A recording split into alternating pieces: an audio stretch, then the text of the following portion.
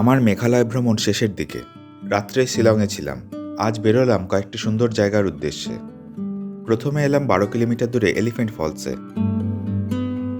মজার বিষয় হলো এটা একটাই জলপ্রপাত, কিন্তু 3টে ধাপে দেখা যায়, আর 3টে ধাপের আলাদা আলাদা সৌন্দর্য। এটা প্রথম।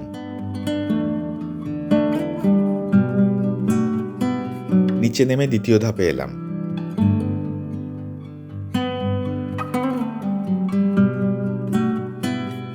এরপর তৃতীয় ধাপের জলপ্রপাতে নামলাম। এটা সম্ভবত সবথেকে বেশি সুন্দর।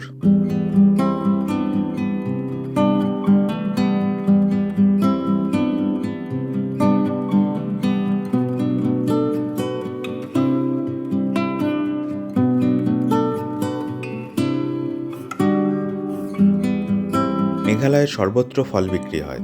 স্ট্রিট ফুড হিসেবে এখানে খুব বেশি কিছু নেই। কিছুটা যাবার পর জলখাবার খেতে এলাম। অল্প করে অনেক কিছু নিই, দাম 100-150 টাকার মধ্যে হয়ে যায়। মেঘালয়ের বেশিরভাগ জায়গার মতো এখানকার রান্নাও খুব ভালো।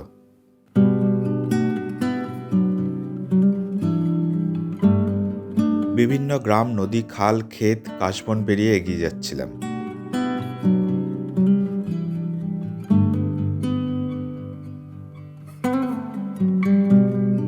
শিলং থেকে 100 কিলোমিটার দূরে এলাম ওয়েনিয়া জলপ্রপাতে। 2.5 ঘন্টার মতো সময় লাগলো। কিনসি নদীর ওপরে সুন্দর একটা উপত্যকা। নদীর ওপরে জোড়া আর্চ ব্রিজ শোভাবর্ধন করছে।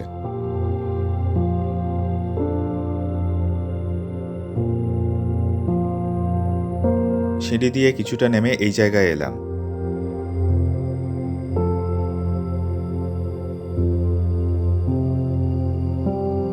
এখান থেকে সম্পূর্ণ আলাদা একটা ছবি দেখা যায়। নদী জলপ্রপাতের রূপ নিয়ে অনেক উঁচু থেকে পড়ছে। চারিদিকে প্রাচীন পাথর।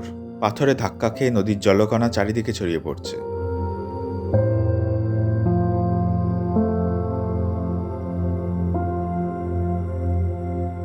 ওয়েনিয়া জলপ্রপাত এখনও পর্যটক মহলে অতটা পরিচিত নয়।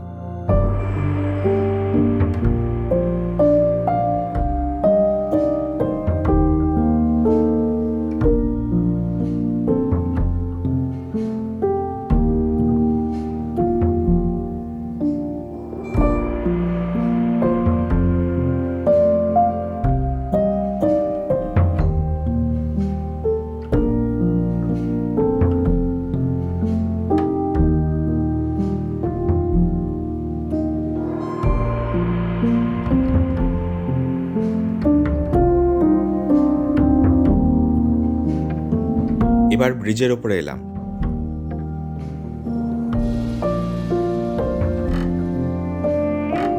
এখন অক্টোবরের দ্বিতীয় সপ্তাহ। মেঘালয়ে গ্রাম বা প্রাকৃতিক কোনো কিছু দেখতে গেলেও টিকিট কাটতে হয়, তার সাথে গাড়ি পার্কিং। এই জনমানবহীন উন্মুক্ত জায়গাতেও গাড়ি পার্কিংয়ের জন্য টাকা দিতে হলো। এই দিক দিয়ে গেলে নংকোনম রিভার আইল্যান্ড পড়বে, এশিয়ার বৃহত্তম নদীদ্বীপগুলোর মধ্যে একটি। দ্বীপে যাওয়ার অন্য দিক দিয়ে গাড়ির রাস্তাও আছে।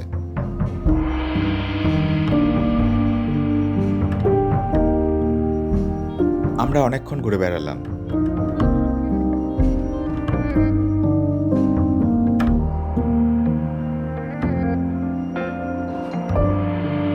গাড়িতে যেতে যেতে আবার এক জায়গায় দাঁড়ালাম। এই রকম জায়গায় দাঁড়াতেই হয়।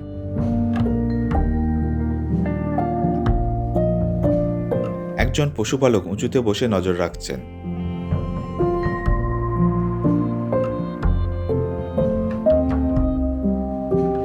দূর দিগন্ত জুড়ে শুধুই সুন্দর।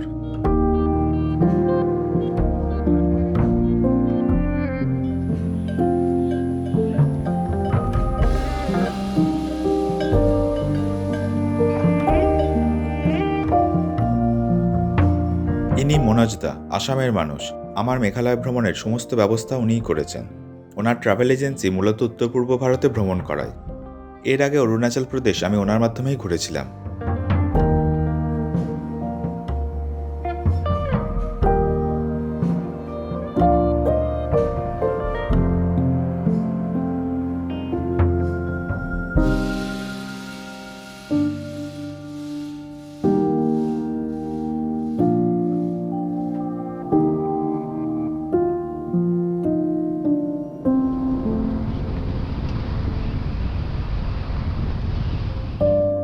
নির্জন প্রান্তে একটা চার্চ। এই জায়গার নীরবতা অন্যরকম হয়।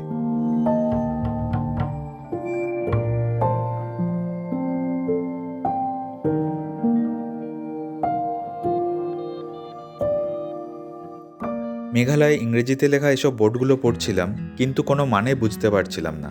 তারপর মনোজদাকে জিজ্ঞেস করাতে উনি জানালেন এটা খাসি ভাষা। আগে খাসি উপজাতিদের ভাষায় কোনো লিপি ছিল না। আজ থেকে প্রায় 200 বছর আগে বাংলা বর্ণমালায় প্রথম খাসি ভাষার লিখিত রূপ পায়। এরপর 1841 সালে থমাস জনসের মাধ্যমে ল্যাটিন বর্ণমালায় খাসি ভাষা লেখা হয়। সেটাই এখনও চলে আসছে। এই কারণেই এই লেখাগুলোকে আমি ইংরেজি ভাষা ভেবে ভুল করছিলাম। আর বাংলাদেশের খাসি উপজাতির মানুষরা বাংলা বর্ণমালাতেই খাসি ভাষার চর্চা করেন। দুপুরে নংস্টেন বাজারে খেতে এলাম। মেঘালয়ের বেশিরভাগ গ্রাম এবং হোটেলে এইভাবে রান্না হয়, তাই সাধারণ খাবারের স্বাদও খুব ভালো লাগে। এবার চললাম মফেনলুডের উদ্দেশ্যে। গ্রামের কিছুটা আগে এখানে কিছুক্ষণ বসলাম।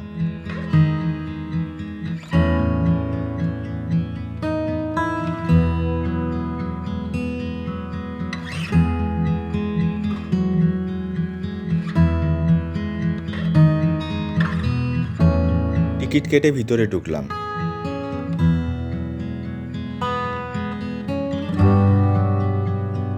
তৃণভূমি, পাথর আর 7টি লেক নিয়ে মফেনলুর। গ্রামের যে প্রান্তেই দাঁড়াই না কেন, সুন্দর দৃশ্যের বাইরে অন্য কিছু নেই।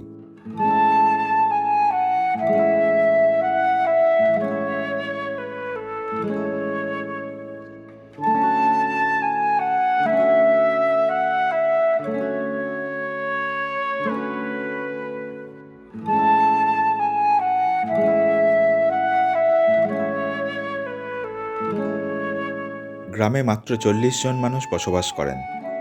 পাহাড় আর লেকের মাঝে আছে সুন্দর সুন্দর কটেজ। এগুলো অতিথিদের থাকার জন্য তৈরি হয়েছে। লেকে সারা বছর জল থাকে। অনেকে মাছ ধরেন। বোটিং, কায়াকিং এর ব্যবস্থাও আছে।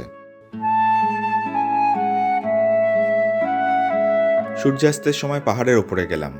ওপর পর্যন্ত গাড়ি যায়।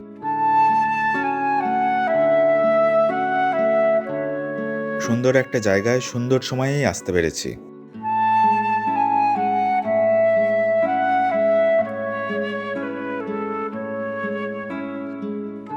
খুব পরিচ্ছন্ন একটা জায়গা। উপর থেকে 360 ডিগ্রি ভিউ।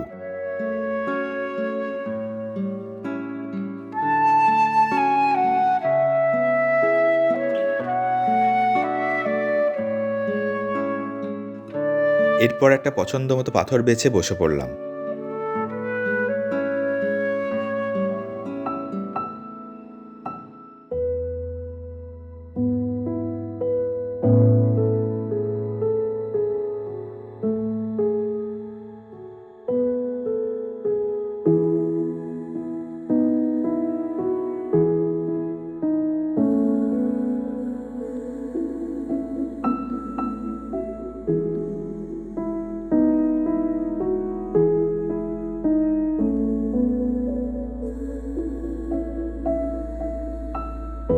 কালই আমার কলকাতায় ফিরে যাওয়া, না হলে এখানে 1-2 রাত অবশ্যই থাকতাম। এখানে থাকলে রাতের আকাশ দেখা যেত, সূর্যোদয় দেখা যেত, শিশিরে পা দিয়ে হাঁটা যেত, আরও অনেকক্ষণ থাকা যেত।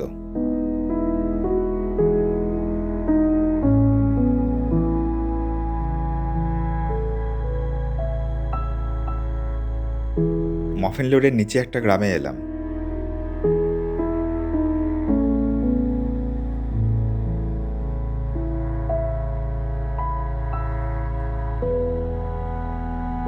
যেতে যেতে 5 কিলোমিটার দূরে একটা গ্রামে দেখলাম হাট বসেছে। হাটে গেলে কোনো জায়গার জীবনধারণ সম্বন্ধে ভালো ধারণা পাওয়া যায়।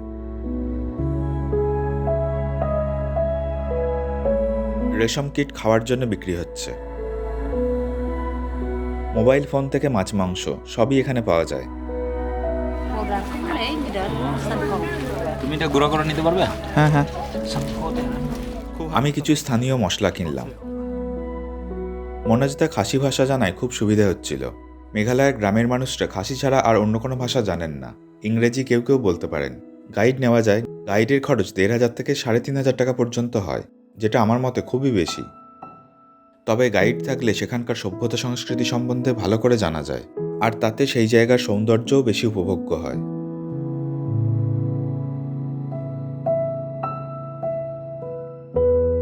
অন্ধকার হয়ে এসেছে, আর একটু পরেই বন্ধ হয়ে যাবে। শেষ মুহূর্তের বেচাকেনা চলছে। সন্ধ্যার পরে শিলং ফিরলাম।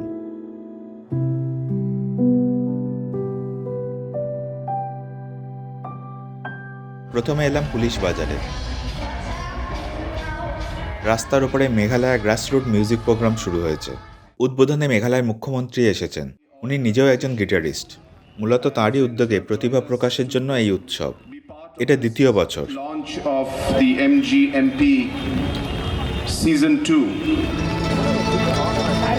Hapne kamay marian lai phao chinh thao kim kim sen tiêu yu bi chen kim rat kim reng kum chu ki sim ki lom ki them ki wa kum chu ki riat ki ram ki dat ki shin ban sa mau long mau te ba khao ka nam Shisha ko may marian na pati kwen ni ma Shisha ko may marian na pati kwen ni ma na pagiring men si kaner pa sel ten nan oh na pagiring men si kaner pa sel ten nan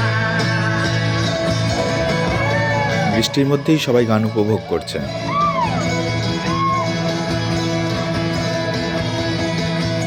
police বাজারেই বেশিরভাগ hotel, restaurant, দোকানপাট আছে। অনেক রাত পর্যন্ত এই জায়গা জমজমাট থাকে।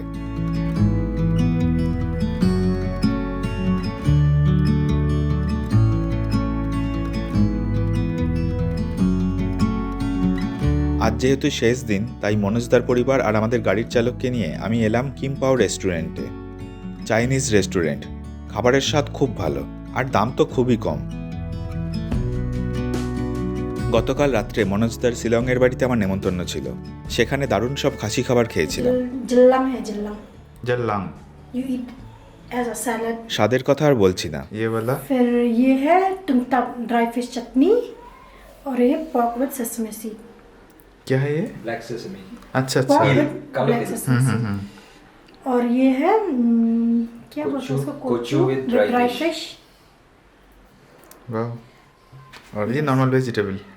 ये mix normal veg, normal vegetable. আর ওটা তো chicken. Mix vegetable. ওটা চিকেন কারি। Chicken curry. ওকে। সকালে এলাম চার্চে। খুব বড় চার্চ। সুন্দর ঘোরানো সিঁড়ি দিয়ে উপরে গেলাম।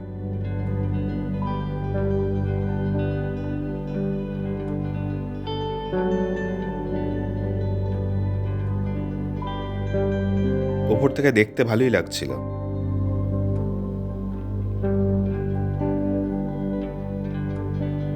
শহরের এদিক ওদিকে ঘুরছিলাম। এখানে শয়ে শয়ে প্রজাপতি উড়ে বেড়াচ্ছে। শিলংয়ে অনেক কিছু দেখার আছে। গলফ কোর্স, চা বাগান, চার্চ, ওয়ার্ডস লেক, শিলং পিক, নভেম্বরে চেরি ফুল, আরও অনেক কিছু। আমার 12 দিনের মেঘালয় ভ্রমণে ট্যুর প্ল্যান ছিল এইরকম। গুয়াহাটি থেকে গুয়াহাটি 20,000 টাকার প্যাকেজ ছিল। এখন আছি পুলিশ বাজারে। বেশিরভাগ পর্যটক পুলিশ বাজারেই থাকতে পছন্দ করেন, কারণ এখানে বিভিন্ন বাজারে প্রচুর হোটেল, খাওয়ার জায়গা আছে। রিজার্ভ গাড়ি, শেয়ার গাড়িও সহজে পাওয়া যায়। কিন্তু এই জায়গাটা খুব ঘিঞ্জি, প্রাকৃতিক কোনো সৌন্দর্য নেই। সকাল 9টা থেকে ভয়ঙ্কর জ্যাম শুরু হয়ে যায়। কিন্তু শহরের আশেপাশে অনেক সুন্দর জায়গায় থাকার ব্যবস্থা আছে। আমার মতে সঙ্গে গাড়ি থাকলে ওইসব জায়গাতেই থাকা ভালো। পুলিশ বাজারের পিছনে বড় বাজারে এলাম। অনেক অচেনা জিনিস দেখতে পেলাম। সো ফ্লাং গাছের শিকড়, তিল বাটা, লঙ্কা গুঁড়ো দিয়ে খেতে দারুণ লাগলো।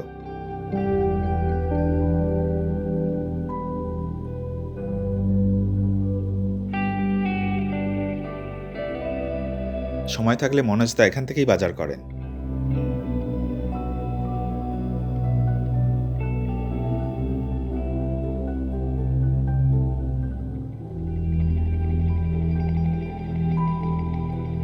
দুপুরের খাবার খেতে এলাম এই ক্যাফেতে। মূলত উপজাতিদের খাবার আধুনিক ছোঁয়ায় এখানে পাওয়া যায়। অন্দরসজ্জা খুব সুন্দর।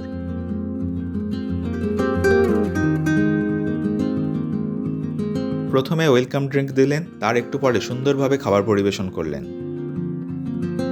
আলু সেদ্ধ, শুটকি মাছের আচার, বিভিন্ন রকম মশলা আর 5 রকমের স্থানীয় শাকপাতা। অপূর্ব একটা স্বাদ পেলাম, কিন্তু প্রচণ্ড ঝাল। এখান থেকে সোজা গুয়াহাটি এয়ারপোর্ট চলে যাই। শিলং থেকে গুয়াহাটি এয়ারপোর্ট 120 কিলোমিটার, 3-3.5 ঘন্টার মতো সময় লাগে। আমার মেঘালয় ভ্রমণ খুব সুন্দরভাবে শুরু আর শেষ হলো।